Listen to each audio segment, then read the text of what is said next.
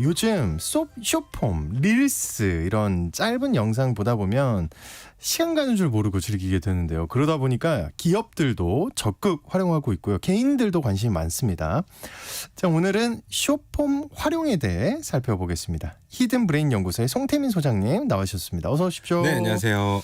이 숏폼 진짜 많이 보는 것 같아요. 그죠, 주변에도 막 나 숏폼 중독이다 네. 뭐 이런 말들이 나오는데 네. 요즘에 숏폼 시장이 어떤가요? 네. 좋을 것 같은데. 우선 이 숏폼에 대해서 간단히 설명을 드려볼게요.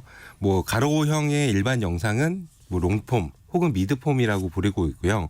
그다음에 세로형 영상에 보통 1분 내외 영상을 숏폼이라고 하고 있어요.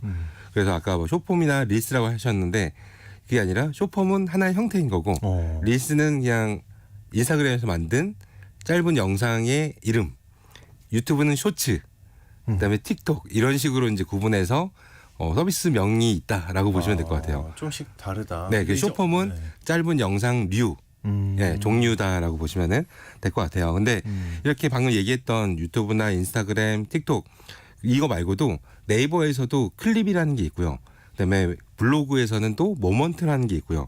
카카오 같은 경우도 근데 이게 오늘의 듣다 숏. 보니까 다 네. 아는 것 같아요. 네. 카카오는 뭐라고요? 오늘의 숏. 오늘의 쇼. 네. 한마디로 사람들이 많이 모여 있는 공간이라면은 이제는 숏폼 영상이 다 들어가 있어요. 이 서비스가 없으면은 안 되는 거죠.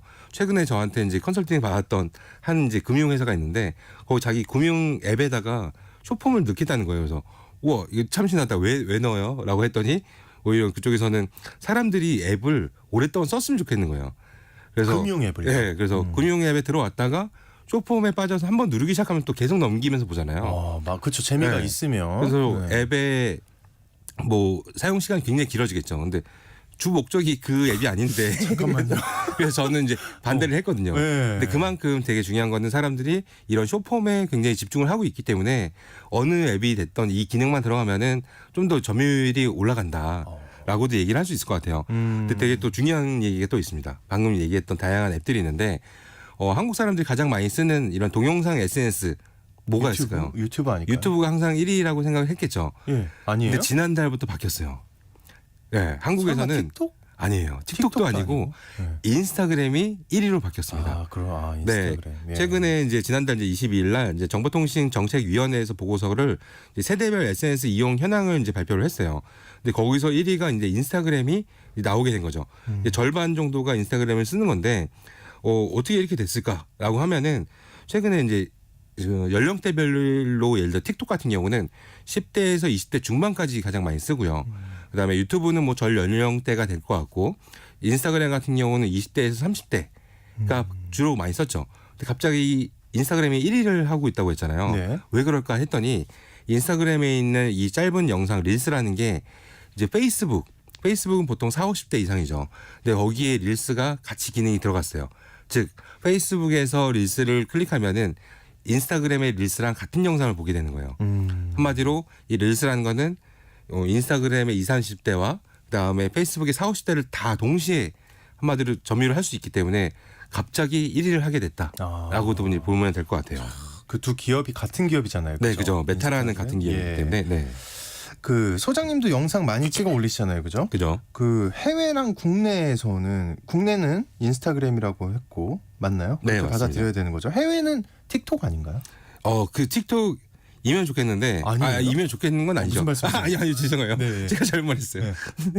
네, 그게 아니라 틱톡인 것 같았지만은 네. 틱톡을 거부하는 나라들이 좀 많이 존재해요. 그렇다 보니까 그 중국 기업이라 그런 거예요? 네, 중국 기업뿐만 아니라 사실 이제 약관에 아예 이 틱톡에 올라간 영상은 중국 서버로 간다라는 게 아예 내용이 있어요.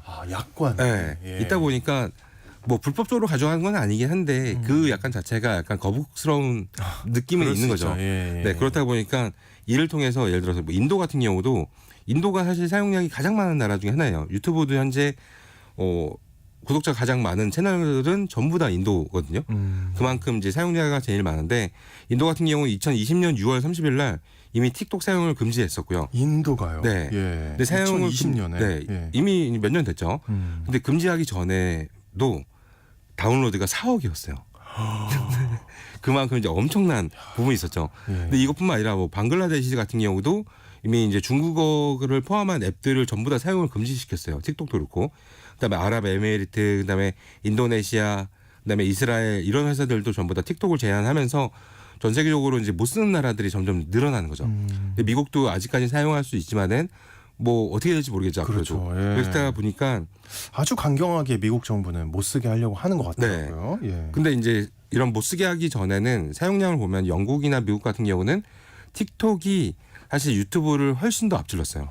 사용량을 훨씬 더 앞질렀기 때문에 근데 이런 이제 정부 차원에서 이제 막게 되면은 어쩔 수 없이 뭐 다시 유튜브가 지금 최상단으로 올라가지 않을까라고 생각이 좀 들기도 합니다. 최근에는 이 쇼폼 영상 이런 거를 기업뿐만이 아니고 네. 지자체나 공기업에서도 굉장히 활용을 많이 하려고 하는 것 같은데 네. 제가 궁금증이 이겁니다. 이거 왜 이렇게 활용을 하려고 하는 걸까?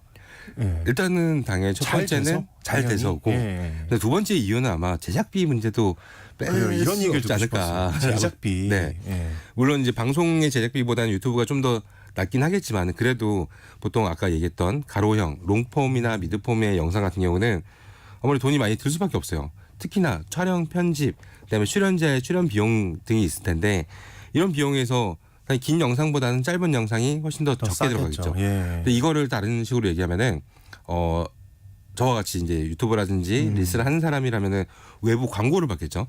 자, 저희 뭐 커피 광고를 해주세요. 그 영상을 만들어 주는데 만들어 줄 때도 애초부터 가격이 한 3분의 1 이하예요. 쇼폼이.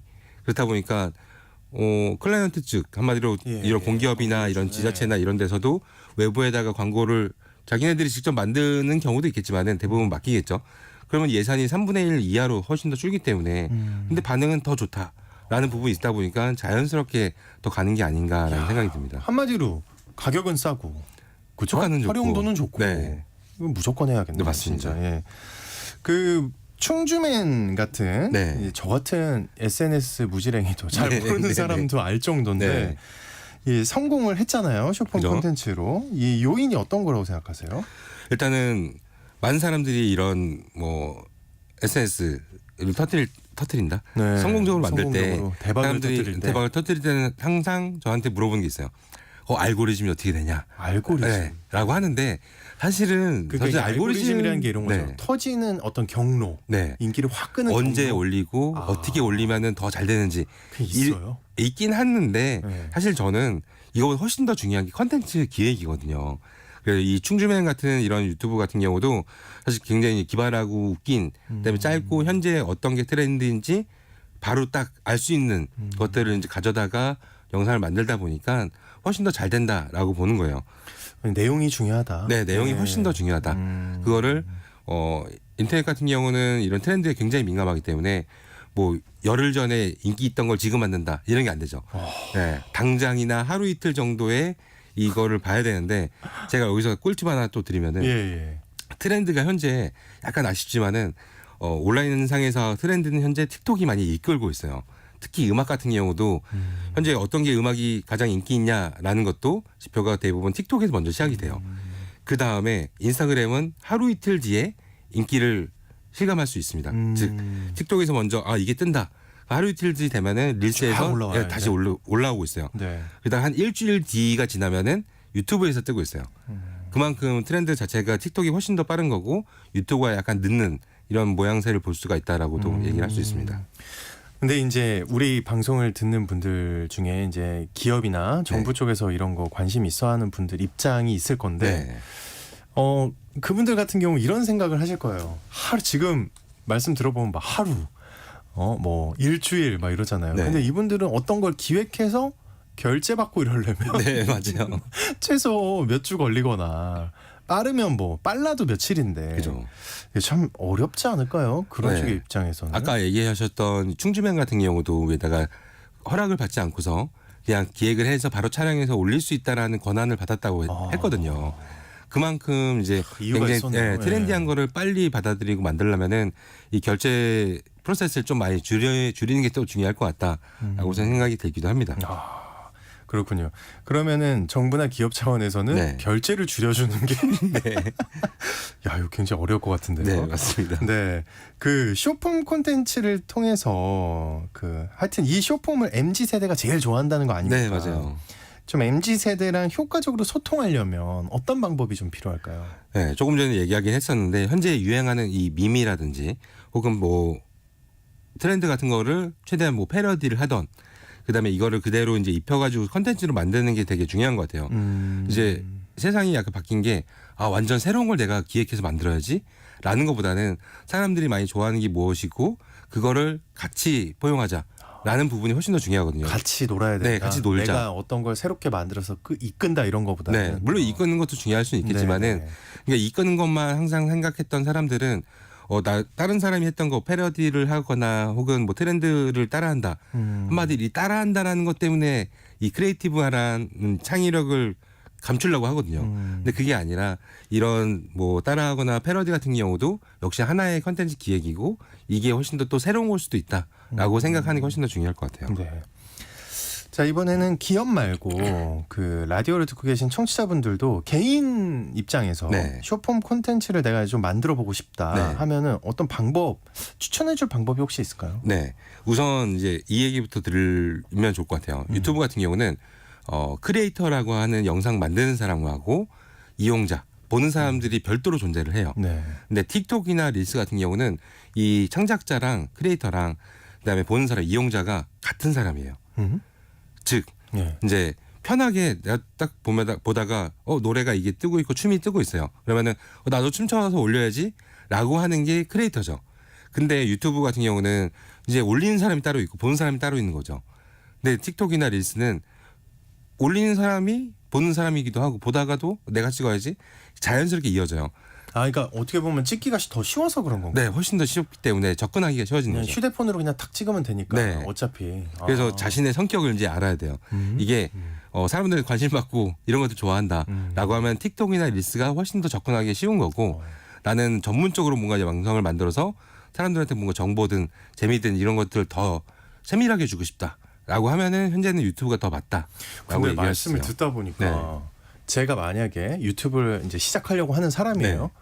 저 그럼 유튜브 시작하기 좀 손이 안 갈 것 같은데. 그죠? 이게 네. 그래서 사람들이 접근을 잘 못하는 거예요. 유튜브에. 네. 그래서 지금 유튜브의 점유율이 점점 작아지는 이유가 네. 전부 다 유튜브는 전문가와 그다음에 그냥 보는 사람 별도로 있다.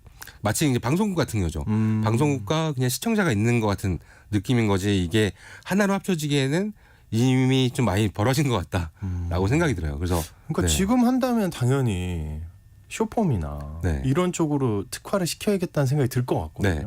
근데 쇼폼에 어차피 올릴 거라면은 그냥 틱톡도 올리고 릴스도 올리고 쇼츠도 올리는 게 맞죠.